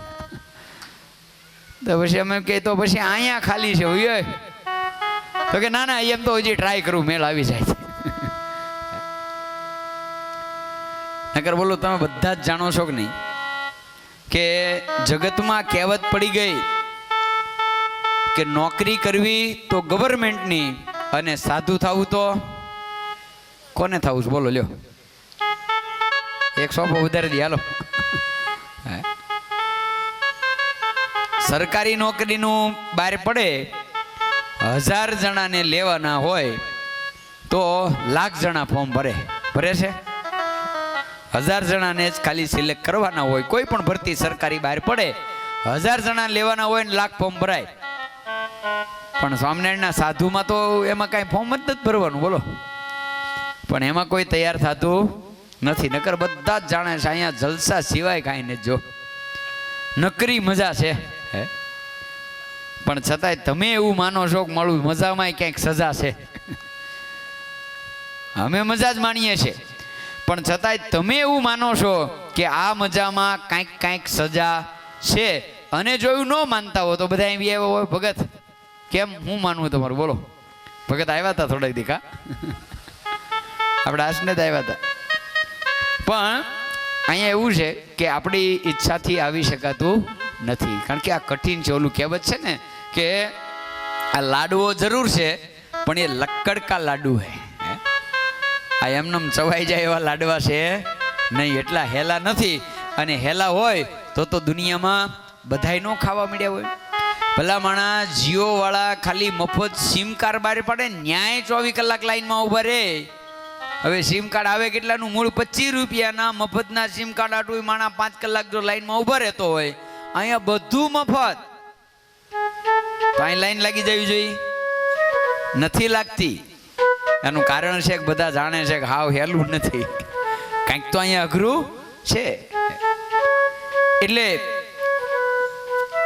દંપતીઓની વચ્ચે, એટલે પતિ પત્નીની વચ્ચે ઝઘડાઓનું કારણ આ દહેજ છે. અને એટલું જ નહીં મહારાજ, હું જ્યારે ફરતો યમુના નદીના કિનારે ગયો અને ત્યાં મેં એક આશ્ચર્ય જોયું કે એ સમયે સંસારનો ક્રમ એવો છે કે હંમેશા માતા પિતા વૃદ્ધ હોય અને સંતાનો યુવાનો. પણ એ સંગાદિકો મેં એક આશ્ચર્ય જોયું કે યમુના નદીના કિનારે એક યુવાનમાં પોતાના વૃદ્ધ પુત્રોને લઈને રડી રહી છે. આ દ્રશ્ય જોતા મને આશ્ચર્ય થયું અને મેં જ્યાં નજીક ગયો અને એ સમયે એ સ્ત્રીએ મને કીધું છે, ભો સાધુ ક્ષણમ તિષ્ઠ મ ચિંતા મપી નાશય. હે સાધુ મહારાજ, એક ક્ષણ ઉભા રહ્યો અને મારી ચિંતાનો નાશ કરો. એટલે મેં પૂછ્યું કે દેવી આપ કોણ છો? તો એ સમયે એને પરિચય આપ્યો કે મારું નામ ભક્તિ દેવી છે. અને મેં પૂછ્યું કે આ બંને વૃદ્ધો કોણ છે? તો કે બંને મારા સંતાનો છે. એકનું નામ જ્ઞાન અને બીજાનું નામ વૈરાગ્ય છે. અને મેં કીધું કે આવું કેમ? અને ત્યારે એણે કીધું કે ઉત્પન્ના દ્રવિડે સાહમ વૃદ્ધિ કર્ણાટકે ગતા ક્વચિત મહારાષ્ટ્રે ગુર્જરે જીર્ણતામ ગતા. હે નારદજી, દ્રવિડ દેશમાં મારો જન્મ થયો, કર્ણાટકમાં હું મોટી થઈ, પણ આ ગુર્જર પ્રાંતમાં આવતા અમે 3 જણા વૃદ્ધ થઈ ગયા. પણ એ ગુર્જર પ્રાંતનો ત્યાગ કરી અને અમે જ્યારે વૃંદાવનમાં આવ્યા તો એ સમયે હું યુવાન થઈ, પણ મારા પુત્રો હજી યુવાન નથી થયા. માટે હે નારદજી, મારી ચિંતા એ છે કે મારા 2 દીકરાને યુવાન કરો. નારદજીએ કીધું કે આનું કાળગ કળિયુગ છે, પણ છતાંય ધન્ય છે વૃંદાવનને કે અહીંયા ભક્તિનું મહત્વ છે. એટલે ભક્તિના ગ્રાહકો છે એટલે તમે યુવાન થયા. પણ તમારા પુત્રો માટે હું કંઈક પ્રયાસ કરું છું. ને એ સમયે નારદજીએ વેદની ઋચાઓનું ગાન કર્યું છે. નારદજીએ ભગવાનને પ્રાર્થના કરી અને આકાશવાણી થઈ કે તમે સત્કર્મ કરો. એટલે નારદજીએ વેદનું ગાન કર્યું. વેદનું ગાન થતાં જ્ઞાન વૈરાગ્ય બંને બેઠા તો થયા. નારદજી રાજી થયા. નારદજીએ જેવું વેદનું ગાન બંધ કર્યું એટલે બે પાછા હોઈ ગયા. નારદજી મૂંઝાણા કે આ સત્કર્મનો અર્થ આ નથી, કંઈક બીજું છે. હવે એના માટે શું કરવું? તો નારદજી પછી એમ કહેવાય છે કે સંતોની પાસે નીકળ્યા છે કે હું એવું કયું સત્કર્મ કરું કે જેથી કરીને જ્ઞાન વૈરાગ્ય બંને યુવાન થાય. અનેક સંતોને પૂછતા પૂછતા અત્યારે બદ્રિકાશ્રમમાં આવ્યો છું. મારી ચિંતા એ છે, માટે હે સંગાદિકો, તમે જો જાણતા હો તો બતાવો કે હું શું સત્કર્મ કરું તો જ્ઞાન ને વૈરાગ્ય બેઠા થાય. અને એ સમયે સંકાદિકોએ કીધું, હે નારદજી, જ્ઞાન અને વૈરાગ્યને જો યુવાન કરવા હોય, એને બેઠા કરવા હોય તો ભાગવતજીની કથા કરો. કારણ કે જેટલા લોકો કથા સાંભળશે એને જ્ઞાન થશે, અને જ્ઞાન થશે તો ઓટોમેટિક વૈરાગ્ય થશે, અને એના ગ્રાહકો વધી જશે એટલે જ્ઞાન ને વૈરાગ્ય બંને યુવાન થશે. નારદજી કે પણ એ કથા કરશે કોણ? સનકાદિકોએ કીધું કે આ ચિંતાનો નાશ કરવા અમે ખુદ કથા કરીશું. સનકાદિકો વક્તા થયા છે. ગંગા નદીના કિનારે આનંદવનની અંદર કથાનું આયોજન થયું છે. સનકાદિકો વક્તા બન્યા, નારદજી શ્રોતા બન્યા છે. અને એ સમયે જે ઋષિઓને જેને જેને ખાલી કર્ણોપકર્ણ સમાચાર મળ્યા, ત્યારે પત્રિકા સિસ્ટમ નહોતી, પ્રેસ નહોતો, તો જેને જેને સમાચાર મળ્યા એ તમામ એ સમયે ગંગા નદીના કિનારે આનંદવનમાં આવ્યા છે. સનકાદિકોએ જ્યારે કથાનો પ્રારંભ કર્યો અને મંગલાચરણ જ્યાં કરે એ સમયે સ્વયં ભક્તિ દેવી પોતાના બંને પુત્રોએ સહિત સભામાં પ્રગટ થયા છે. ભક્તિ સુતો તો તરુણો ગૃહિત્વા પ્રેમિક રૂપા સહસા વિરાસિત. અને ભક્તિ દેવી પ્રગટ થતા સનકાદિકોને કહ્યું છે કે હે વક્તાજી, અમને બતાવો કે અમે ક્યાં નિવાસ કરીએ. સનકાદિકોએ પૂછ્યું, આપ કોણ? બોલે, હું ભક્તિ અને આ મારા બંને પુત્રો છે. અને સનકાદિકોએ કીધું કે હે દેવી, આપ આપના પુત્રોએ સહિત નિરંતરમ વૈષ્ણવ માનસાની, જે મારા શ્રોતા છે એ બધાના મનમાં નિવાસ કરો. અને ત્યારથી જ્યાં બી કથા થાય ને તો કથાનો નિયમ છે કે તમે કથામાં બેઠા હો ને ત્યારે તમને જ્ઞાન પણ થાય, ક્યાંક ક્યાંક થોડો થોડો વૈરાગ પણ થાય, ભક્તિ કરવાની ઈચ્છા પણ થાય. પણ આ બધું ક્યાં સુધી રહે? કથા મંડપમાં બેહો ત્યાં સુધી, બહાર નીકળો એટલે પૂરું. અહીંયા બેઠા હો, વાત આવે એટલે ઘડીક મનમાં સંકલ્પ થાય કે મળો આજથી આપણે માવા બંધ કરી દેવા છે. પણ પછી જેવા ભાઈબંધો હામાં મળે અને આમ હાથ લાંબો કરે એટલે હા હવે સાધુ જ કીધા કરે, લાવો ને. તો ભક્તિ છે, જ્ઞાન છે અને વૈરાગ્ય, આ ત્રણેય તમે જ્યારે કથામાં બેસો ત્યારે તમારા મનમાં બેસે. એટલે તમને અહીંયા બેઠા હશો ત્યાં સુધી આ બધા વિચારો આવશે.